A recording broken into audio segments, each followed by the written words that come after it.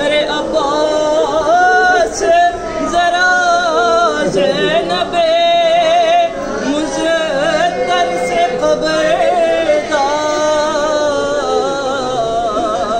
फरियाद से हट जाए ना चादर कहीं से